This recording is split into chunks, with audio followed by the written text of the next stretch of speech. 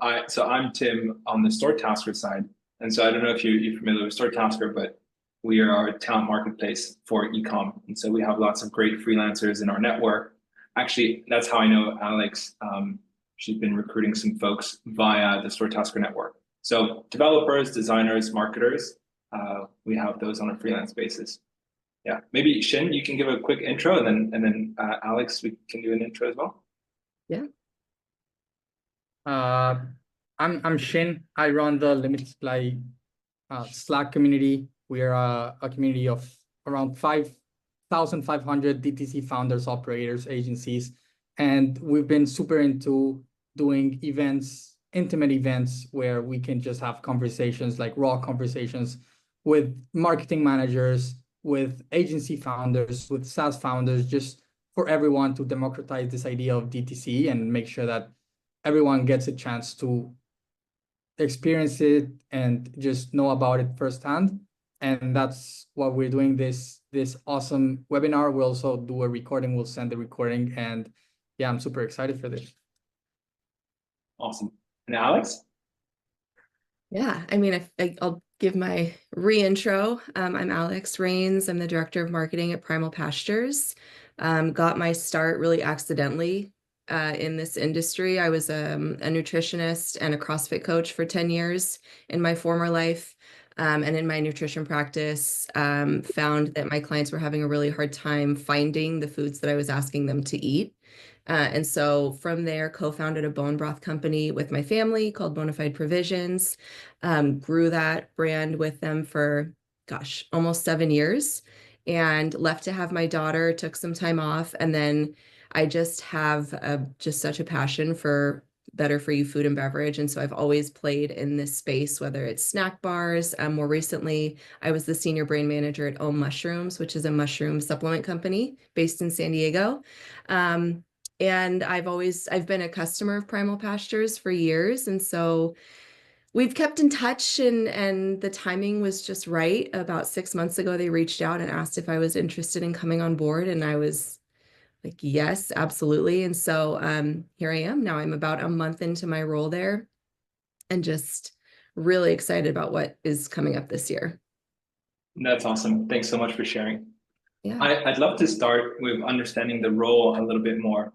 Can you explain the differences between the role at Primal Pastures versus your role previously at Ohm Mushroom? Where do you think are the similarities and the differences in those two roles? Yeah, I mean, I think they're both startups in their own right. Ohm is a larger startup. Primal is definitely a little bit smaller. So I think there's a lot of overlap. I think that brand sometimes can get a bad rap, especially when you're working with performance marketing or more on the digital side. It's like they can be very annoyed by us in the brand space. Like, we ask too much, we want to try too many things. But I think there's really a lot of overlap because the team at Primal is so small. I'm wearing pretty much every hat right now in terms of marketing. At Ohm, it was a lot of consumer research. Like, I spent a year just diving into 3 different consumer research projects with a company called Numerator, and just really trying to understand who the consumer was. And I think that I am using a lot of those findings so far at my time with Primal, and really trying to dig in and understand exactly who the consumer is. What are they looking for? What moves them? What drives them? And so I think they're very similar roles in terms of what I'm doing day to day. That's awesome. No, that's good. It makes it easier for you to not have to adjust completely to a new. And also cool that you've been a customer of Primal Pastures for a while. Yeah. Yeah, it helps to have that customer experience to understand, like, oh, okay, here's what I would do just from the customer side, whether that's having a stronger post-purchase flow or, those are just easy touch points when you're a customer of the brand that you're working for. Which is of the two, which is the more like D2C focused? Well, I would say Primal in terms of brand. Yeah, Primal like business. is 100% D2C. Yeah. Okay. Primal 100% D2C. Yeah. Yep. And Ohm versus is, Ohm. Yeah. Ohm was a mix. Started in brick and mortar, so Whole Foods and Sprouts, those were the bread and butter of Ohm. But I'd say in the last 2 years, we've been doubling down on D2C. But Cool. yeah, almost 100% D2C. I have one more question before Shin. I'm sure you can jump in with lots of different questions, but I'm trying to understand for a business like Ohm, which is big in the supplement space, and you've been a part of that marketing journey with them for quite a long time. How much on the D2C side of things, how much were you focusing on like your Shopify efforts? And how much were you focusing on, let's say, Amazon or other channels that were digital? Amazon was for sure the priority for, I'd say, the entire time that I was there. With that being said, Amazon is very expensive and becoming more expensive. And so there was definitely a shift towards wanting to really hone in on D2C. You don't get any customer data with Amazon, so you're kind of just screaming into the abyss and you're not getting much back. And so there was definitely a focus on wanting to really understand our D2C consumer, build out a really streamlined experience. And it's not live yet, but for the last year, we've been working on a rebrand at Ohm. I still speak as if I'm there. I left about a month and a half ago, but very still near and dear to my heart. I check in with my coworkers pretty much weekly just to see how things are going. There's a really incredible rebrand we've been working on that will be launched D2C first. And so I just think it's going to really change the game for how people are shopping Ohm. Yeah. Yeah, that's awesome. And something that I hear all the time when I'm doing webinars and all kinds of events is that things work differently for the different stage that the brand is at. So I just love for you to just contextualize a little bit on like where you're at with Primal. If you can share a little bit about, maybe if you can share about revenue, maybe orders, maybe how many teammates you have, with what teammate, like what do they do specifically, just for anyone who's listening to understand like where you're at, and then all the conversation moving forward for them to just understand and be a lot more contextualized. Yeah, I mean, if we're looking at comparisons, right, at Ohm, we had a VP of digital, we had a chief revenue officer, we had a digital marketing coordinator, a content coordinator, there was me, the senior brand manager. We had a very built out team, especially for the size. Like Ohm is a fairly large company, but for our size, we had a lot of people working on the brand. And at Primal, it's really me, myself, and I in terms of marketing. We have Rob, our founder. Paul is a co-founder, and then we have customer service and operations. And so I think I mentioned before, I love a scrappy startup. I love to have my hands in everything. This is really where my passion is. I think larger corporations are great, but you tend to get siloed into like one or two tasks, and you kind of just have to put your head down and chip away at those. And I like to be a part of everything. And so it's different in that sense. We do have some really great partners at Primal, on the media buying side, on the SEO, but in terms of day to day, it's a very lean team. And I love that, just because most of the people in the community, it feels like a lot of the content out there is about brands doing 50 million, 100 million, $10 million a year. And there's not a lot of content from brands that are just starting out. And you are in this very interesting intersection, as in you've been in a company that has a VP that has a lot of brand members, and I'm guessing that a lot more revenue that Primal has. And that just I think is going to be awesome, like the questions that you get to answer in this webinar. But my first question is, like, how does your plan look like? How does the next 6 months look like for you? And what things that you learned at Ohm are you gonna come and execute on Primal?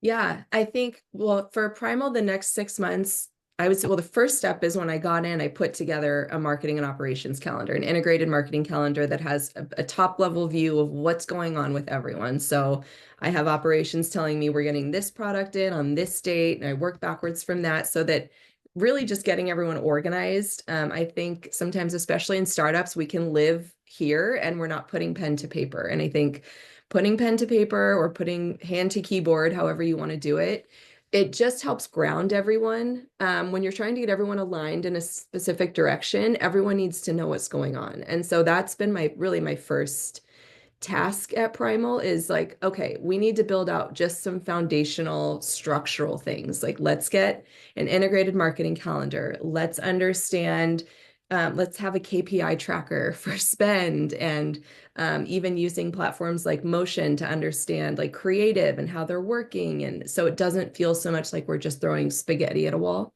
and hoping to see what sticks or hoping to see a pattern. And so really I brought that over from Ohm, because as a bigger company, you have to operate that way because there are so many stakeholders and there are so many people depending on you, and there's timelines. And gosh, especially with the rebrand we just did with 70 something SKUs and having to work with production and legal and QA. And that's one of the greatest tools that I learned at Ohm, is really how to bring together multiple people, multiple teams, and align everyone in one direction. So that's been my first task at Primal. So it's been fun. Yeah, I'm guessing there's different projects that you're going to be working on, specifically on social media. Like, where are you putting your time? Where are you putting your resources? Are you going all in on TikTok? Are you going on Instagram? Are you doing SEO? Like, how are you managing this marketing strategy? Yeah, we're going all in on Instagram. We're not on TikTok yet. We are on TikTok. We're not doing anything on TikTok right now. I think our last video though has 600,000 views. They posted it months ago, and there's something magic about Primal that I just am amazed by every single day, is that the product is so good and the founders are so available. Particularly Rob, he makes himself so available to the customers. The customer service is so good that even with not a lot of, I won't say effort, because it's not that they haven't tried, without a lot of time dedicated to platforms like Instagram, we still somehow almost have 100,000 followers. Our engagement is insane. It's wild. I mean, it really is wild. And whenever we talk to our SEO partner or our ad buying partner, they're like, "This is crazy. This is crazy. We've never seen anything like this." It makes my job really easy. But really focusing on more content with our founder Rob, we see that performs really, really well. We have a really interesting mix of talents on the team. So Rob is not only the founder, but he's a physician's assistant as well. And so he has this really unique Western medicine and this food as medicine take that I think draws people in. So my goal over the next few months is really leaning on him more, getting him in front of the camera more. Our director of operations is a chef, which is very helpful when you're a brand selling ribeyes and fillets. And so tapping into his abilities, it's really exciting as a marketer because there's so many different avenues we can go. Yeah, I like those angles. I think that's going to be really strong storytelling and stuff that's going to work super well across different channels, Instagram, TikTok, etc. Yeah. What have you thought about the execution of that in terms of, is it an interview style, creative, and now you have to invest in like mics and doing things the TikTok way, etc. Is it shot in a certain style? Have you taken inspo from other brands? Or are those early ideas for now, and you're just going to work on it as time goes on, and things might not look the way you necessarily think they would look like today. I'm curious about what the final creative output is expected to look like from now onwards. Yeah, I mean, if you look at our most recent posts on Instagram, we're doing more of that. So we we literally work on a farm, right? So when I go to work, I'm overlooking like acres of beautiful, lush land, and there's chickens and sheep, and it's incredible. Like, what more could I ask for as a marketer? It's like having a set, right? Like right at my office. And we find that people love to see what I always tell people is do more of what people like. Don't try to reinvent the wheel constantly. You're like, oh, we want to try this, or we think this could be cool. If your consumers are responding to a particular style of content, a particular topic, like do more of that. And so I'm not trying to reinvent the wheel with Primal. We see that having Rob standing in our pasture with chickens, talking about how chickens are omnivores and they need to be eating bugs and holding handfuls of soil, that is what our customers want to see. And that's what they ask for. And so we're giving them more of what they're asking for. Yeah. We don't need to. How are you shooting that? Are you like hiring teams to do the content production, or is it really just you with an iPhone and then doing a bit of editing on the back? And also, like, what does that editing look like? Is it simple? Are you using like cool software? You mentioned Motion. What does that process all look like? Yeah. I mean, the last one was me with my iPhone in the field with Rob. He had a mic, and I came home, and mind you, I'm not a video editor, but I think that in the smaller stages, people feel like, oh, I don't know how to do that, or I need to hire someone. You can learn anything on YouTube, literally anything. Nothing is stopping you from creating beautiful content just because you don't have a big team behind you. So it was my iPhone and me, Rob standing in a field, a microphone. I came home, I used CapCut, which I think everyone has heard of CapCut. If not, it's an app. They actually have a desktop version too, which makes it a lot easier to edit videos for people who don't know, who don't want to do it on their phones. And that's how I edited that video. We do have a videographer and photographer who lives locally who comes and shoots content for us probably every other week. We just did a recipe video last week where he came out. But if we want a piece of content quickly, then it's us shooting it in the field. We don't need anything fancy now. Yeah, I agree. And another question on my end is you're doing all of this, it seems like very hands-on, and it feels like everything is very organic. And one thing that I always hear is like, when do you transition from not only going from organic and you doing yourself into like hiring a team below you that can take care of that, and also you're doing these videos that your followers and your customers want? How do you like balance that branded content into also figuring out the ROI? Are you thinking about ROI right now? Are you thinking about conversion rates? Are you thinking about all of these like terms that gets tossed around in the DTC space all the time? Or how are you managing that like ongoing? Yeah, how are you managing that? Yeah, for the first question, when do you know that you need a team, is when it becomes an absolute headache to do it. When you dread it, when you're feeling like creatively you're burnt out, then it's probably time to get some support. And there's no shame in asking for help when content is hard. It's hard to constantly come up with ideas and be creative. And so, when it starts to become something you don't want to do or you dread, but also staying inspired can help with that. So I am a connoisseur of content. I consume content, not in a mindless way, but I'm on Pinterest, I'm on YouTube, I'm on TikTok, and I'm paying attention to what makes me tick, what gets me watch, like, what's thumb stopping for me, and creating a library of that content that I can go back and reference when I am feeling my creative fountain running dry. I have this library where I can go back and be like, oh, I love that hook, or I loved how they showed that product, or I love the way they explained that recipe.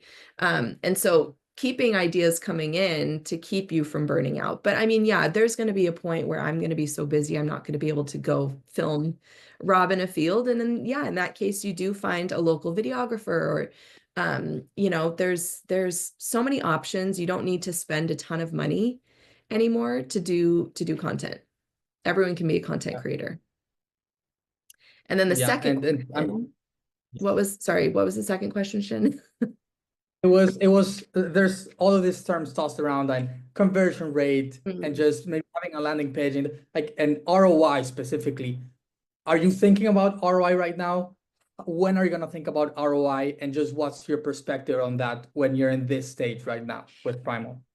Yeah, not yet. I mean, we're really focused on brand building right now. And honestly, because we are filming it ourselves in a field, we're not having to say like, gosh, we spent this amount of dollars on this piece of content. We need to convert this many times. So there is a benefit in doing some of it yourself. There's less pressure. You have a little bit more space to learn.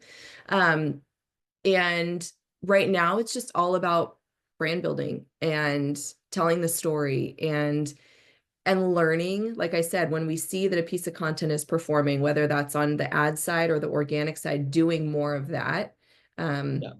We're just in a learning stage right now. So we're not too concerned or obsessed with ROI or conversions. And, we will be later, but right now is all learning. How are you measuring that? I see so many brands just getting even like sad, as in there's no ROI, there's no 3.5 RO like ROAS. How are you measuring success with brand building?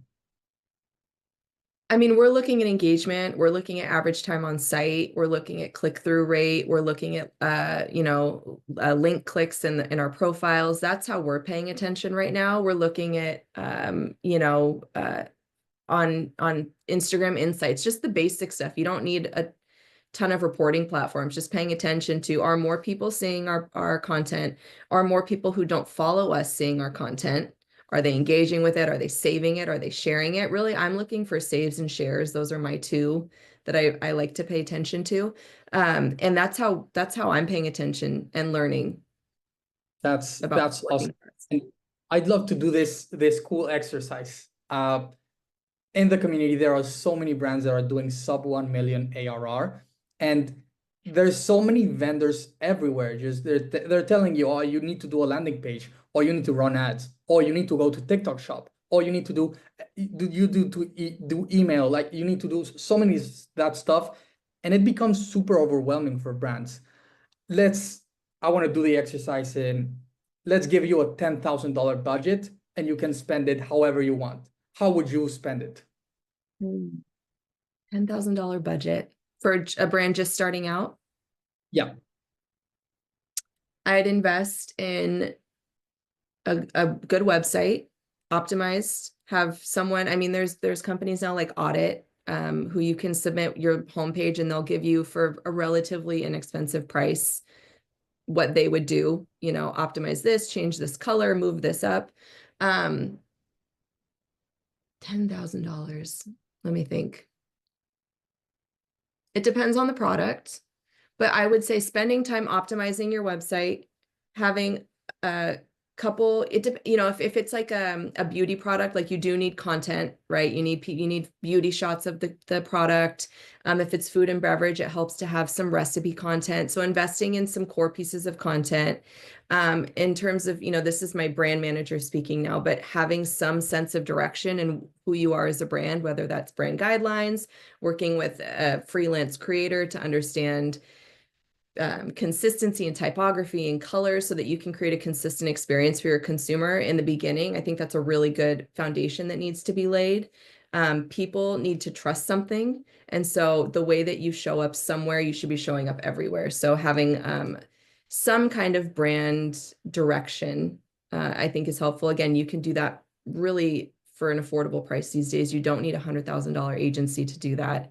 You can go on Behance or all, websites like that and find creators who can help you, freelance creators. Yeah, I don't even know if I would spend any on ads in the beginning. I would really just get foundation and structure laid.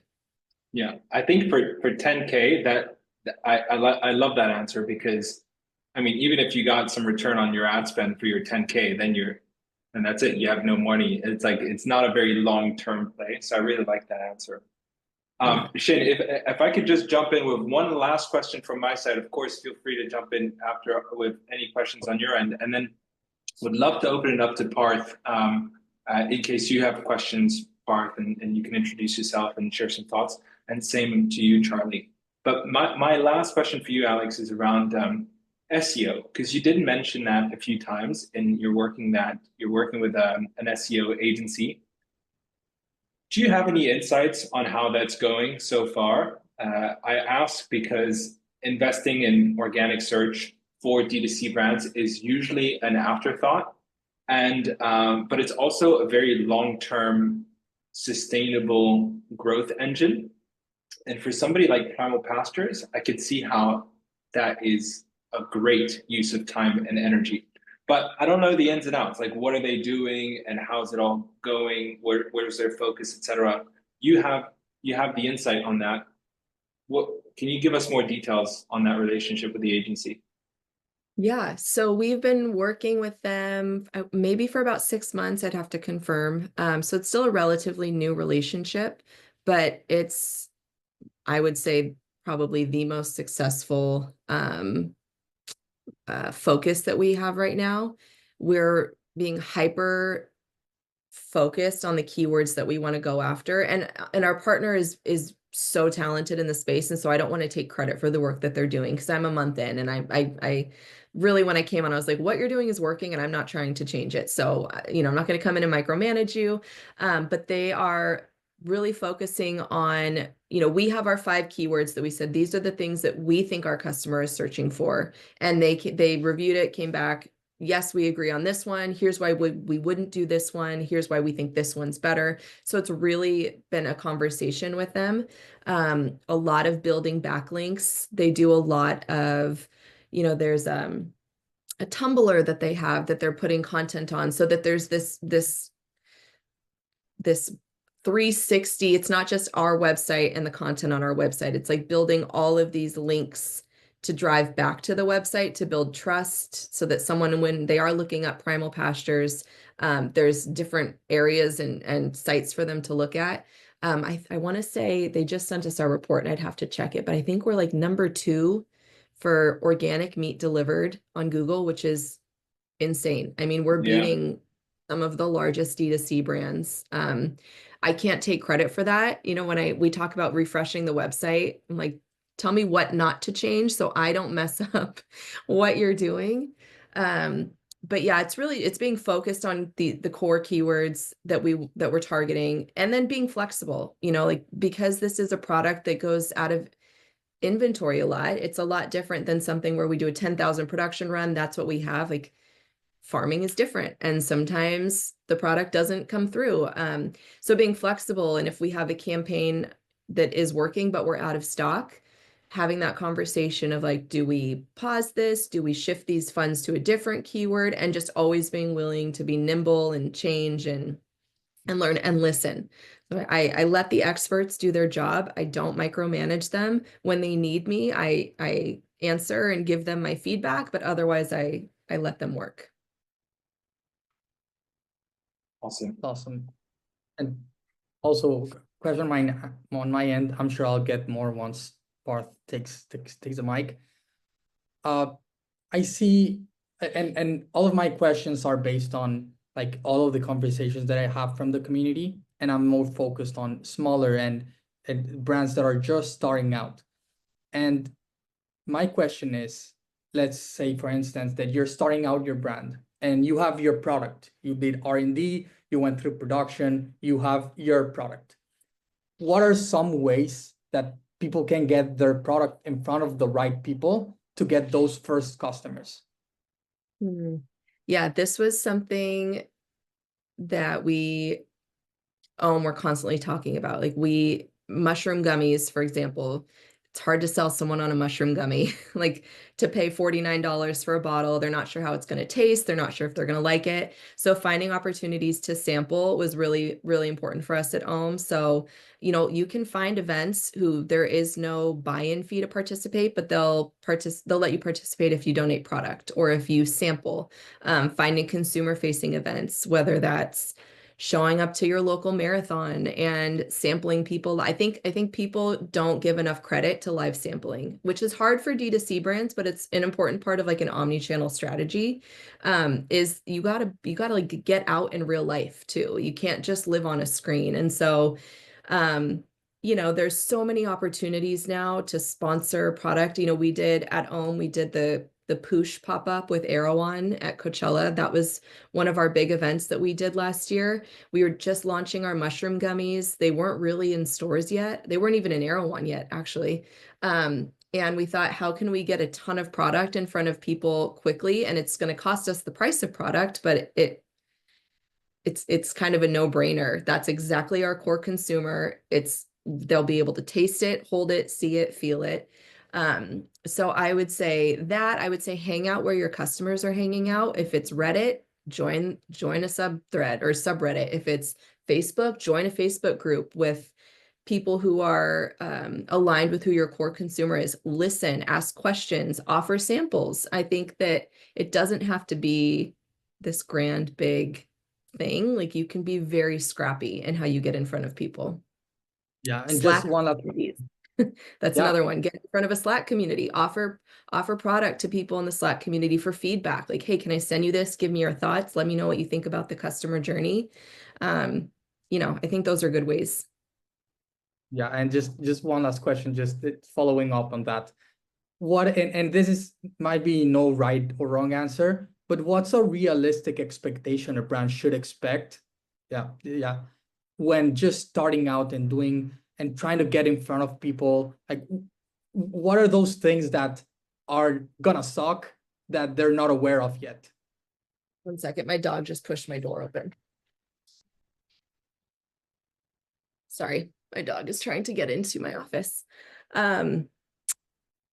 So what to expect when you're sampling or getting in front of people? I mean, what can a new brand expect in order to get traction? And what are those things that are definitely gonna suck that they might not know yet, but they should expect?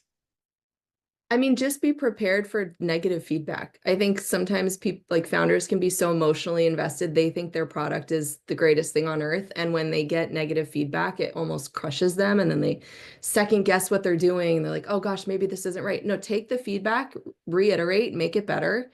Don't be too sensitive.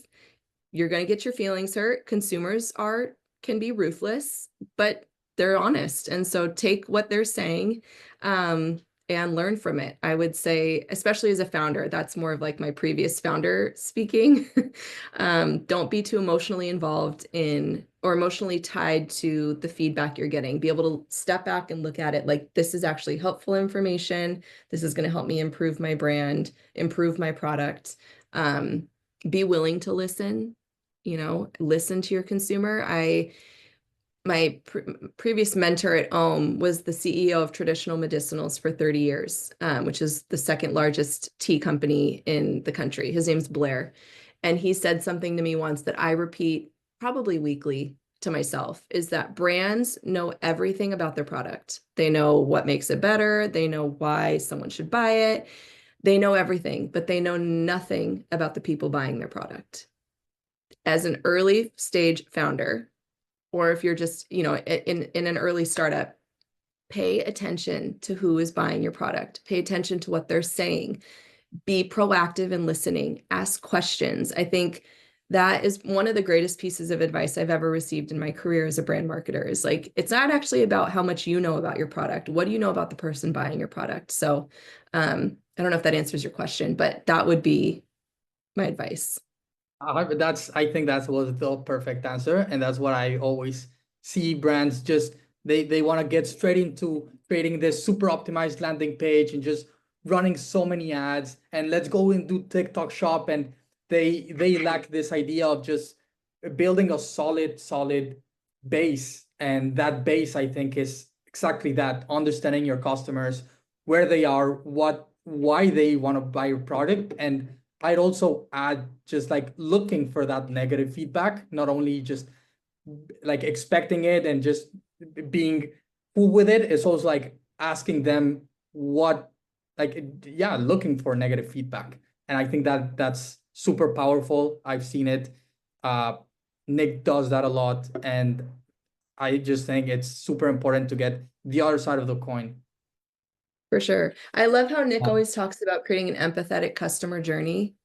And I think that is so powerful and comes into play with even now what we're doing at Primal is like, if I see a question come up 2 or 3 times in our customer service inbox, that question is going on the PDP, or that question is going on the FAQ, or we're answering that question on social, or, you know, whatever it is. Like, if your customers are asking, it's because you're not providing that information, and they need to know that before they purchase. And so, yeah, I mean, listen to your customers.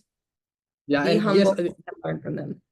100%. And I'm gonna send you the recording of the landing page we did yesterday. And one of the things that Dylan said, like, how can you optimize FAQs? And he said, just do a form, ask your customers why they were buying that, and just reverse engineer that, do FAQs, and just post them on your landing page. So I think that's also amazing advice. Yep, absolutely. Parth, Yeah, awesome. I mean, yeah, please jump in, Parth, if you have any questions for Alex, and same to you, Charlie and Deb. Great to see you here. I think we're gonna jump into a more like Q&A. Hey, Deb, Q&A based session with Alex. So yeah, feel free to jump in with your questions, and maybe Parth, feel free to jump ahead. Sure. Thank you for that. Alex, appreciate all that insight. That was fabulous. I took a bunch of notes. I was just absorbing what you were given, and kind of what Shin was alluding to. I'm kind of that guy. I'm at zero, basically just starting a brand. You know, I've done stuff in the past like Amazon and other stuff like that, even Shopify. But like you realize sometimes you run before you can walk, and you start spending money on agencies, you start spending money on website, you do all this stuff, and then you end up getting, wait, where are my sales at? And you don't understand that. And so I think I'm approaching it differently this time around, which is like Shin just said, build the foundation, whether it be SEO, whether it be, you know, building your brand on Instagram, stuff like that. So that's kind of where my first question, I guess, comes to you, I guess, from when you are at zero and you're building that brand, I guess, like Shin was saying, you have 5, 10,000, whatever it is, besides the money aspect, where should that focus be when you're trying to, because I find value in not just the product must be great, but your brand must be just as good, right? If you don't have a brand that speaks to people in a crowded market, I'm in the pet space. So that is one of the crowded spaces, right? So you're not going to survive. So sorry, too many words, but that's my question. When you're building a brand, what should you be focusing on? What are those 3 pillars that you should be focusing on? Is it content? Is it, you know, website? How do you speak to your customers in that realm? Yeah, I would say the first thing is making sure you understand yourself as your brand, so that you can effectively communicate that to your customer. I think, you know, a lot of times, this is even something that happened at Ohm. They grew so fast because the product was so good that we ended up having to reverse engineer the brand foundation. And that is a lot harder. It's harder to do when you've already introduced yourself to thousands of people, to go back and then change.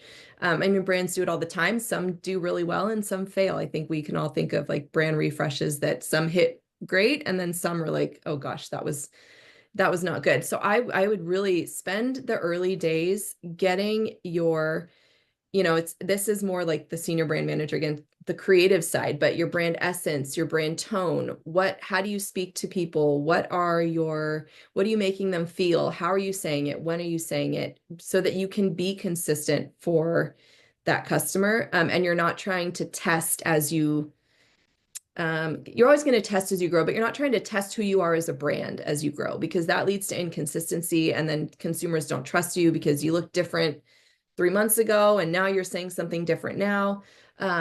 And so I would really focus on, you know, that brand pyramid, the brand essence. What are your core pillars? Making sure you're hitting communication on all 4 of those core pillars. And then secondly is that deep roots will lead to wide branches. So don't try to be everywhere. Focus on one platform, whether that's Instagram, whether that's TikTok. I think, you know, when brands try to be everything to everyone, that's where it goes very wrong. Like, be niche in the beginning, be very hyper-focused on your customer. If it's not working, then you pivot. But when you're trying to, you know, shotgun spray concepts and content, and you're not even sure what's working, that's when you waste money, you waste time. So, yeah, I would say don't try to be something for everyone in the beginning. Be hyper-focused. Awesome. Love the answer. And is it okay if I ask one more question before I pass it to Charlie? And actually, Deb, go ahead, man. All you just hopped off. Okay, sure. So I have a very specific question around how you increase cart value, right? So are there any specific strategies that you've implemented on the website to effectively increase your cart value, your AOV? Yeah. Well, I mean, we are inherently a more expensive product. So our average order value is going to be, it's north of $200. We do have a post-purchase upsell where someone can add, chicken wings to their order for 10% off. But that's something we're exploring of being more mindful and strategic in that, because I think that was something they kind of started because they heard it was good to do. So, I think particularly for Primal, the customer journey is a lot longer because the price point is a lot higher. And so making sure we're doing that education up front, we're answering the questions that people have on the PDP so that they feel comfortable spending that dollar amount. And then obviously the post-purchase upsell is huge. But we're not necessarily doing anything beyond that right now. Okay, great. Thank you. Yeah. Charlie? Alex, thanks again. This has been terrific. Yeah, we've heard a lot from you around brand building and new customer acquisition, and certainly I'm sure that's where you spend most of your time. But at the stage of Primal and this team size, I'm sure you also think about retention and lifetime value of customer. And curious just to get your perspective on how you're allocating between, our growing our Instagram account and bringing in net new customers versus increasing LTV and retention, which I think is on a lot of people's mind and obviously connected to how much you can spend on ads or anything else you're doing. Yeah. I mean, I think that the goal or the focus of Primal has been new customer acquisition for the last year or so. But I think now we're getting to the point where we're seeing the importance of retention. We have like an 80% customer return rate, which is amazing. It's like kind of incredible, but the product is so good that doesn't necessarily surprise me. But beyond that, creating just incredible customer service. Again, this kind of goes along with our price point. Not that if you have a lower price point product, you shouldn't have incredible customer service, but going back to that, part of retention is paying attention to your customers, what they're doing, creating segmented flows in Klaviyo. I think before I got there, it's kind of like every email went to everyone.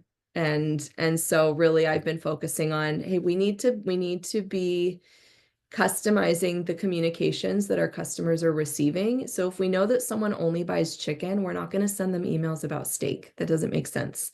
So being aware, it's been a really important part of our retention strategy and creating customized journeys for people based on their buying habits. And then in terms of acquisition, it's a lot of testing messaging right now. We're trying to figure out, is it flavor? Is it convenience? Is it quality? Is it grass-fed? Is it beef? Is it chicken? Is it pork? So we're doing a ton of testing right now with ads.